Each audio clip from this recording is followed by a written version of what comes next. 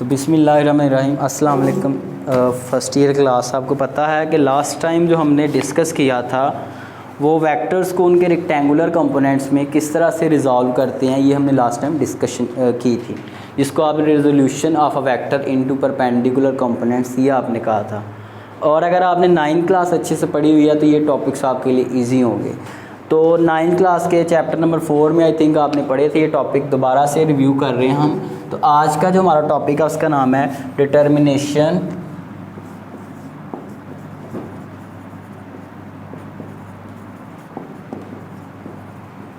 Of a vector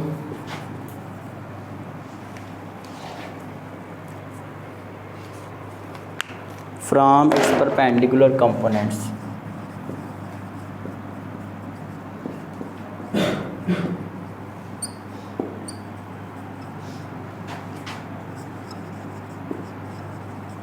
simple है भाई, हमारे पास एफएससी पार्ट 1 की फिज़िक्स है हमारे पास। चैप्टर नंबर हम कर रहे हैं कौन सा भाई, चैप्टर नंबर 2 है। ठीक है, ये टॉपिक है हमारा आज का। सिंपल है कि हम सबसे पहले तो हमारे पास जो कोऑर्डिनेट सिस्टम होता है, आपको पता होगा उसमें 2 एक्सिस होती हैं। इस चैप्टर के शुरू में मैंने पढ़ाया था, एक होती है एक्स एक्सिस, एक होती है वाई एक्सिस। ये ओरिजिन होता है, ये एक्स डैश होता है नेगेटिव एक्स एक्सिस, और ये एक्स होता है पॉजिटिव एक्स एक्सिस। ये वाई होता है पॉजिटिव एक्स एक्सिस, और ये नेगेटिव एक्स एक्सिस, बहरहाल वाई डैश। तो आज का हमारा टॉपिक ये है कि अगर हमें 2 परपेंडिकुलर कंपोनेंट्स दे दिए जाएं किसी वेक्टर के, तो उन 2 परपेंडिकुलर कंपोनेंट्स को यूज़ करके आपने उनसे एक फोर्स कैसे बनानी है।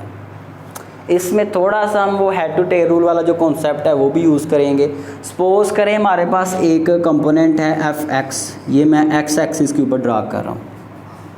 तो एक्स एक्सिस के ऊपर है इसलिए इसको हम कह लेंगे एफ एक्स, या इस वेक्टर को आप अगर वेक्टर और कोई नाम देना है तो चलें भाई ए एक्स बेशक कह लें। ठीक है, तो हमने जो एक्स एक्सिस के ऊपर कंपोनेंट ड्रा किया है उसको आप कह लें ए एक्स। ठीक है, उसके बाद हमने क्या किया, दूसरा कंपोनेंट हमने लिया है, उसका जो टेल है वो पहले के हेड के साथ मिल रही है, और उसका हेड ये हमने यहाँ तक ले गए। ये जो वाई एक्सिस के लॉन्ग आ रहा है कंपोनेंट, इसको आप कह लें ए वाई। क्लियर है? तो अब ज़रा देखते हैं कि क्या ए एक्स और ए वाई क्या ये परपेंडिकुलर कंपोनेंट्स हैं। परपेंडिकुलर कंपोनेंट्स का ये होता है कि बेटा उन दोनों के दरमियान 90 का एंगल हो। तो 90 है ऑब्वियसली, यहाँ पे आपको नज़र आ रहा है कि ए एक्स और ए वाई के दरमियान यहाँ पे 90 डिग्री का एंगल है। ठीक है, तो इसका मतलब है कि ए एक्स और ए वाई ये परपेंडिकुलर कंपोनेंट्स हैं। तो अब ये हम इन दोनों कंपोनेंट्स को यूज़ करके इनसे हम एक नया बनाएंगे जिसको आप रिजल्टेंट वेक्टर कहेंगे। ठीक है, वही हमने आज फाइंड करना है। अब वो किस तरह से फाइंड करेंगे, इस तरह से आप करेंगे कि उसको ड्रा करेंगे, उसकी जो टेल है वो पहले की टेल के साथ मिलेगी और उसका हेड आखिरी के हेड के साथ जाके मिलेगा। और ये जो अब हमारे पास वेक्टर आया है इसको आप कह लें ये ए है। क्या है ये? ए है, और ये किन 2 को मिला के बना है, a x plus a Y. Simple, समझ आ गई कि नहीं? अब इनको आप नाम भी दे सकते हैं, ये ओ है, ये पी है, और ये आर है। ठीक है, अब हम चलते हैं यहाँ पे इसकी थोड़ी सी थ्योरी भी लिख लेते हैं। फ्रॉम फिगर को हमने यूज़ किया तो हमारे पास जो 2 कंपोनेंट्स थे ए एक्स और ए वाई, यानी कि ओ पी और पी आर। ये ए एक्स के ऊपर क्या है, ओ पी है, और हमारे पास ये ए वाई जो है वो क्या है, पी आर है। उसको लिख लें भाई कि हमारे पास जो ओ आर है यानी कि जो रिजल्टेंट आया है वो इक्वल है, ये है ना रिजल्टेंट, वो इक्वल है, किन दोनों के इक्वल है, O P plus P R के।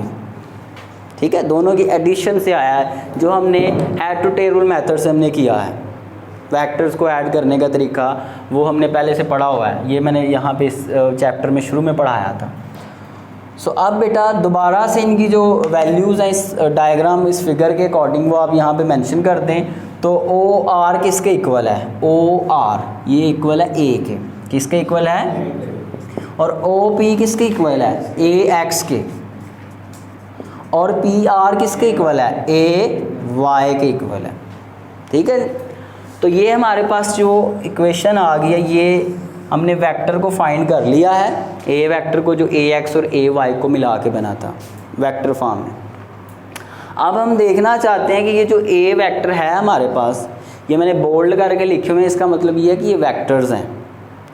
अब ये जो वेक्टर्स आए हैं इनके आपने मैग्नीट्यूड अगर फाइंड करने हो कि इन वेक्टर्स की मैग्नीट्यूड कितनी है, ठीक है, आपको पता है कि वेक्टर के अंदर, ये वीडियो ऑन की है, वेक्टर के अंदर दो चीज़ें होती हैं। बेटा ये ध्यान से कर दिया करें, वीडियो ऑन, अभी मैं लेक्चर के बीच में बात कर रहा हूँ, टीचर को पता नहीं होता वो क्या कर रहा है, वो पढ़ाने में बिज़ी होता है। ठीक है, तो आप ये ध्यान रखा करें साथ साथ चीज़ों का।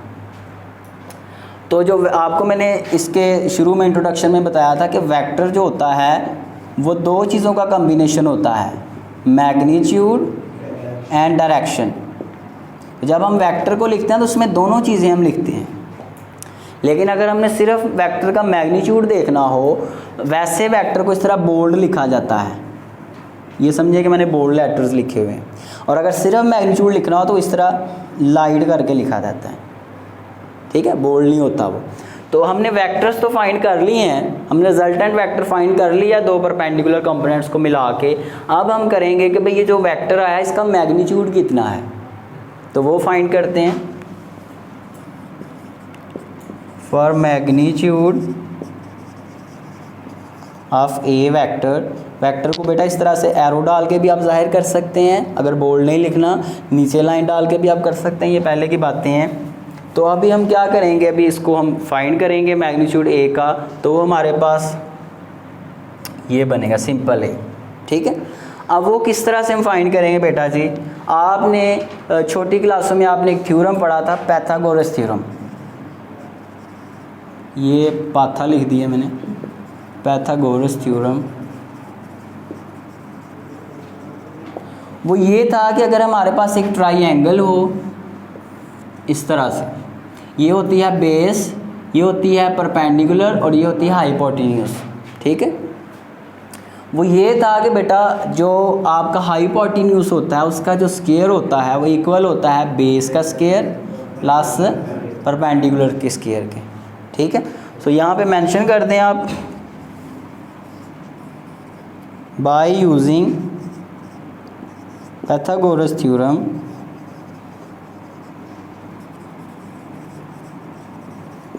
तो यूज़ करें भाई ये इस डायग्राम के हिसाब से, इस फिगर के हिसाब से, तो इसमें आपके पास हाइपोटेन्यूस क्या बन रहा है, ओ आर बन रहा है। क्या बन रहा है, यानी कि ओ आर का जो स्क्वायर है वो इक्वल है किसके, ओ पी का स्क्वायर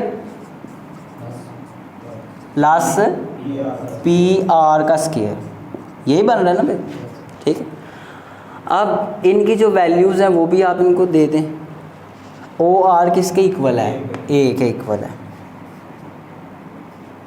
ठीक है जी, ए के ऊपर स्क्वायर भी आ रहा है तो साथ में ये स्क्वायर भी आ गया। ठीक है, और ओ पी किसके इक्वल है, ए एक्स के स्क्वायर हो गया ऊपर, और ए वाई के स्क्वायर। ठीक है, अब हमें सिर्फ ए चाहिए, साथ में उसका स्क्वायर नहीं चाहिए। So taking square root on both sides,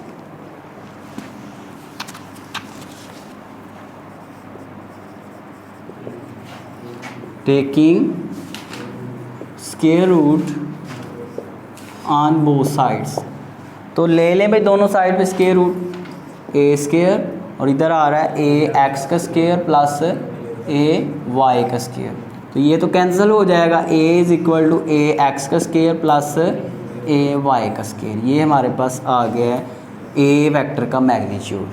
ठीक है, तो ये फार्मूला आप यूज़ करेंगे मैग्नीट्यूड फाइंड करने के लिए किसी वेक्टर का। भाई उसके अगर आपको परपेंडिकुलर कंपोनेंट्स दे दिए जाएं, ए एक्स भी दे दिया जाए, ए वाई भी दे दिया जाए, तो दोनों का स्क्वायर लेंगे, दोनों को ऐड करेंगे और उनका फिर क्या ले लेंगे, स्क्वायर रूट, तो उस वेक्टर का क्या निकल आएगा, मैग्नीट्यूड निकल आएगा। समझ आ गई कि नहीं। अब उसके बाद है कि अगर हम देखना चाहते हैं भाई कि ये जो ए वेक्टर था ये एक्स एक्सिस के साथ कितना एंगल बना रहा है, इसको डायरेक्शन कहते हैं, डायरेक्शन ऑफ वेक्टर। तो किस डायरेक्शन में है भाई, तो वो कैसे फाइंड करेंगे बेटा। आपने ट्रिग्नोमेट्रिक रेशो पढ़ी हुई है 9th क्लास में, टैन थीटा। क्या पढ़ा हुआ है, tan theta. Tan theta equal होता है परपेंडिकुलर ओवर बेस। ये मैंने एक बच्चों को लिखवाया था, some people have curly brown hairs through proper brushing.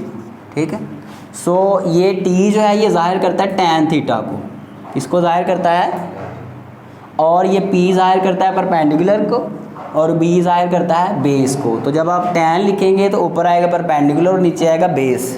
ये ऊपर वाले जो हैं ये साइन कॉस के लिए, साइन के लिए क्या आएगा, साइन के लिए आएगा ऊपर परपेंडिकुलर और नीचे क्या आएगा हाइपोटेन्यूज। ठीक है, तो ये भी आप याद रख सकते हैं। तो टैन थीटा इक्वल है भाई परपेंडिकुलर ओवर बेस के। तो इस डायग्राम के अकॉर्डिंग, इस फिगर के अकॉर्डिंग हमारे पास जो परपेंडिकुलर है वो क्या है, ये है परपेंडिकुलर। ठीक है, सो ये बन रहा है एफ वाई ओवर बेस। हमारे पास क्या बन रहा है, वो बन रहा है ए एक्स। क्या बन रहा है, ए एक्स बन रहा है। और वो क्या है हमारे पास, बी जो है वो ए एक्स है, वो भी लिख, सॉरी हमने इसको ए वाई कहा है तो मैंने उसको एफ वाई लिख दिया, इसको आप क्या कहें, ए वाई कहें। ठीक है बेटा जी। सो हमें सिर्फ थीटा चाहिए, टैन साथ में नहीं चाहिए। टैन थीटा इक्वल आ गया हमारे पास ए वाई ओवर ए एक्स के। तो हमें सिर्फ थीटा चाहिए, टैन को उधर ले जाएं तो उधर शिफ्ट करेंगे तो वो इन्वर्स हो जाएगा, ए वाई ओवर ए एक्स। ठीक है, तो इस तरह से आप डायरेक्शन भी फाइंड कर सकते हैं किसी वेक्टर की, कि उसके जो कंपोनेंट्स हैं उनको आप आपस में उनकी रेशो ले लें, ए वाई ओवर ए एक्स, और उसका क्या ले लें, टैन इन्वर्स। तो उससे आपके पास एंगल यानी कि डायरेक्शन आ जाएगी वेक्टर की। ठीक है, तो ये बेटा कल के लिए आपका काम है, इसको आप अच्छे से तैयार करके आएंगे। आई होप कि सबको समझ आ गई होगी, आ गई है सबको समझ। अगर कहीं से कोई प्रॉब्लम है तो आप आज भी पूछ सकते हैं। अगर कल आपको कोई क्वेश्चन आए माइंड में जाके उसको कॉपी के ऊपर लिख लें, और नेक्स्ट डे भी आप आगे मेरे से पूछ सकते हैं। ठीक है जी, ये लॉन्ग क्वेश्चन के लिए आ सकता है, लॉन्ग क्वेश्चन के तौर पे, लेकिन ये पेपर में आता कम नहीं है क्योंकि ये बच्चों के लेवल का क्वेश्चन है। ठीक है, तो लेकिन फिर भी आप इसको लॉन्ग के तौर पे तैयार करेंगे। ठीक है जी, अभी शाबाश इसको ऑफ़ कर दें। तो अल्लाह हाफिज़ जी।